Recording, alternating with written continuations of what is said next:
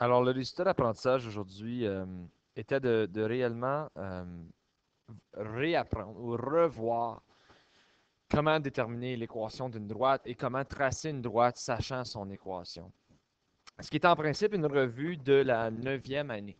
D'abord, on a défini ensemble qu'est-ce qu'était la géométrie analytique, puis c'est de la géométrie qu'on traite en utilisant de l'algèbre. Donc, on démontre des preuves géométriques avec de l'algèbre. Et dans les premiers exemples ici, je vous donnais des droites et je vous demandais de déterminer c'est quoi les équations de ces droites-là.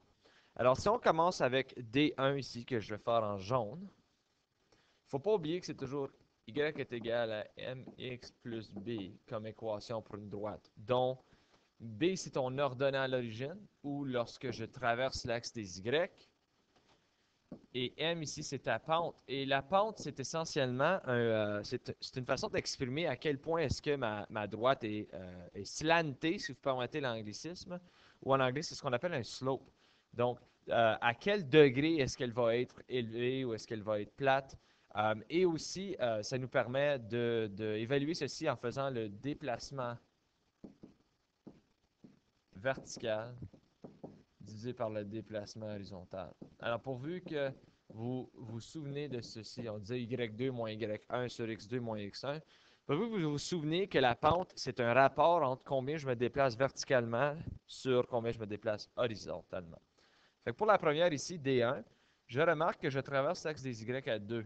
Donc, je sais que ça va être y égal à quelque chose plus 2. Mon ordonnée à l'origine est 2. Et pour savoir c'est quoi ici, pardon, mon, ma pente, pardon, j'étais dans la lune là, pour une seconde. Je vais remarquer ici un point que je peux reconnaître environ. Là. On fait du environ. Je dirais qu'ici, à 3 et 6, on dirait que j'ai un point que je peux reconnaître. Donc ça, c'est un déplacement vertical de 4 et un déplacement horizontal de 3. Ce qui veut dire, à mon avis, la pente ici serait 4 sur 3, x plus 2. Donc là, si je regarde à la réponse vite fait, 3 demi. Ah, parce que ce n'est pas sur 3. Bon, ça. OK, c'est encore plus 2, pardon. OK, fait que si je regarde ici, j'ai un point, je viens de remarquer, à 5 qui est ici et 2 qui est ici. Bon, OK, désolé. Donc ça fait un vertical de 3 et un 2 vers la droite. C'est absolument vrai. Le 6, ça donne pas à 3, ça c'est moi. C'est juste, c'est difficile à voir avec des graphiques comme ceci. Fait qu'il fait 3 et ensuite 5, pardon, et ensuite 2. Donc ce qui ferait 3 demi-x plus 2 comme mon équation. OK. Fait que je recap. 2, c'est mon ordonnée à l'origine. Le prochain point que je peux identifier, c'est à 5 et 2. Fait à partir de 2, je me suis déplacé de 3 pour me rendre à 5 verticalement. Donc, ça va être 3 en haut de ma pente et 2 horizontalement, ce qui veut dire que c'est 3 demi ma pente. Le deuxième, ce qui est D2, on va le faire en vert. Ici, je remarque que mon ordonnée à l'origine ici est à moins 3. Donc, je sais qu'ici, ça va être Y est égal à quelque chose, moins 3. Je prends un point que je reconnais, donc ici 2 est ici avec 5. Là, on va espérer que c'est à peu près précis. Ce que là, j'ai baissé de 2 et j'ai bougé à droite de 2. N'est-ce pas? Parce que j'étais à moins 3, je me suis rendu à moins 5, c'est 2 vers le bas. Et je me suis déplacé, j'étais à 0 pour les x, je me suis déplacé de 2 vers la droite. Ce qui veut dire que ça serait moins x moins 3 parce que c'est négatif 1. Bon, cette fois-ci, ça a fonctionné. Moins x moins 3, c'est l'équation. Pour D3 ici, pour D3, c'est un peu difficile parce que c'est une pente nulle. Donc, la pente ici est égale à 0. OK? Mais je sais que j'ai un ordonnée à l'origine à 8. Mais mon équation est toujours égale à 8. Ça, c'est pour toutes les valeurs de x, elle va toujours être égale à 8. Mais c'est quoi qui va toujours être égal à 8? C'est y qui va toujours être égal à 8. C'est une droite horizontale. Donc, le x peut être n'importe quoi au monde, y va toujours être 8. Donc, la réponse finale ici, c'est y égale à 8. Lorsqu'on regarde à D4, que je ne savais pas qu'il était vert, avoir su, j'aurais utilisé vert, mais bon. D4 est ici. Lui, c'est le contraire, c'est une droite verticale lorsque x est égal à moins 5. Fait que y peut être n'importe quoi au monde, sauf x est toujours égal à moins 5. Donc, x égale à moins 5 serait la réponse ici. Et pour D4, j'ai oublié de mettre la réponse, mais c'est effectivement x est égal à moins 5 la réponse parce que y, pour n'importe quelle valeur d'y, x va toujours être moins 5, donc c'est une droite verticale. OK, fait que là, ce qu'on faisait à la deuxième partie, c'est qu'on s'est dit on va tracer des droites. Alors, n'importe quand vous tracez des droites, commencez par identifier qu'est-ce qui est ton ordonnal à l'origine. Ici, c'est techniquement plus 0, mon P.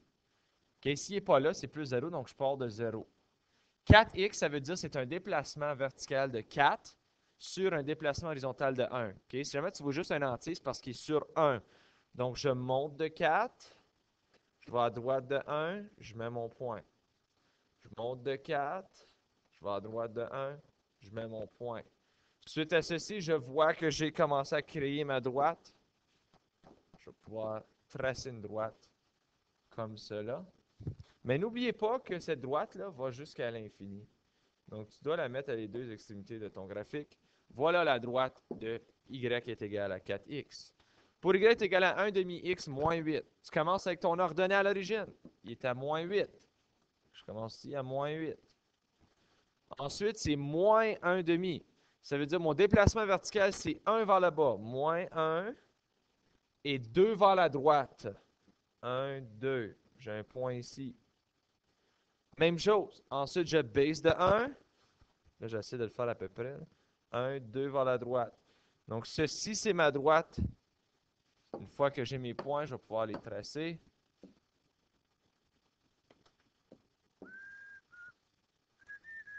Oh, je n'avais pas sifflé dans le micro. Bon, voilà. Ça, c'est la droite de y égale à moins 1 demi x moins 8. Là, je me demande si je peux lui donner de la couleur. Malheureusement, non. OK. Fait que là, on termine avec y égale à 9. Fait que y égale à 9, c'est la partie auquel y est toujours 9 pour toutes les valeurs de x. Donc, ce serait simplement une ligne horizontale ici qui va d'un bout à l'autre. Donc, ça serait mon équation y égale à 9. Oh. OK. Donc là, on veut vérifier de façon algébrique si les points moins 3, moins 1 et 6, moins 3 sont sur la droite. Y égale à moins 2 sur 3x plus 1. Fait que là, on veut savoir est-ce qu'il y a des points qui existent dans une droite. Là, il y en a d'entre vous qui vont se promener, vont faire OK. Fait que je vérifie moins 3 et moins 1. Fait que je m'en vais à moins 3. Ça, c'est la. Et moins 1, c'est ici. Mais le rouge est en bas là. Fait que non. Oui, tu peux le faire de même. Mais dans la géométrie analytique, on veut démontrer comment l'algèbre fonctionne ou peut servir à démontrer de la géométrie. Fait que ce qu'on va faire, c'est qu'on va reprendre en considération l'information qui est donnée. Fait que je sais que le point moins 3, moins 1, je veux savoir s'il existe dans cette équation-là. Bien, n'oubliez pas qu'une équation, c'est une relation. Tu me donnes un x, tu le mets dans l'équation, ça va te donner un y. Ça a toujours fonctionné comme ça. Puis ensuite, ça te donne un coordonné xy. Puis là, après ça, tu vas pouvoir le tracer après que tu as accumulé un certain nombre de coordonnées. Mais dans ce cas ici, je te dis moins 3, moins 1. Bien, si moins 3, moins 1 existe, j'ai juste à remplacer ces valeurs-là dans x et y, et les deux côtés devraient être égaux. Si les deux côtés ne sont pas égaux, je n'ai pas deux points qui apparaissent. Donc, je le remplace. Ça, c'est moins 1, je le mets dans mon y. Donc, la pente, c'est moins 2 tiers fois moins 3. Parce que ça, c'est mon x plus 1. Là, maintenant, si les deux côtés sont égaux, oui, le coordonné existe. Fait que moins 1 est égal à moins 2 fois, sur 3 fois moins 3. Mais c'est comme si j'avais les deux moins, ça me donne un plus. Et les 3 divisé par 3, c'est me reste juste 2 plus 1. Ça veut dire que moins 1 n'est pas égal à 3. Donc, non. Ce coordonné n'appartient pas à cette droite. OK? Donc, j'ai pris les valeurs de x, y dans les coordonnées, je les ai mis dans mon équation, j'ai vérifié est-ce que les deux côtés sont égaux? Non. Si les deux côtés seraient égaux, oui, effectivement, ce serait un coordonné qui existe.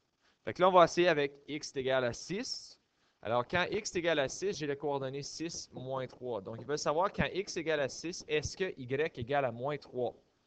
Donc, je le mets dans mon équation. Mon 3 devait être égal à moins 2 tiers fois 6 plus 1. Ça va me donner que moins 3 est égal à moins 12 sur 3 plus 1. N'oubliez pas les multiplications, tu multiplies le top. Ben, moins 12 divisé par 3, ça va me donner moins 4 plus 1.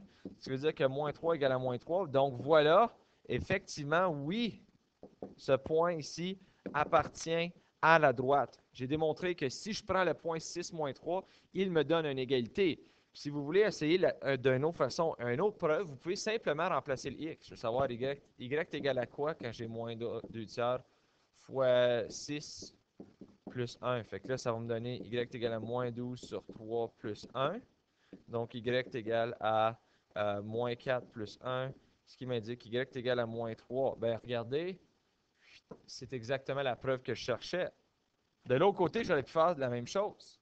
J'aurais pu dire, OK, y doit être égal à moins 2 tiers fois moins 3 plus 1. Y est égal à, on avait dit tantôt, les deux moins me donnent un plus, les 3 s'annulent. 2 plus 1, y est égal à 3. Mais ça, c'est pas moins 2. Donc, non, ce point n'appartient pas à la droite. Vous avez les deux stratégies que vous pouvez utiliser. Moi, ça ne me dérange vraiment pas laquelle. Sachez que ce sont les façons algébriques de résoudre ce problème. Alors, ceci met fin à la leçon d'aujourd'hui. Si jamais vous avez des questions, n'hésitez pas à m'envoyer un message sur Edmodo.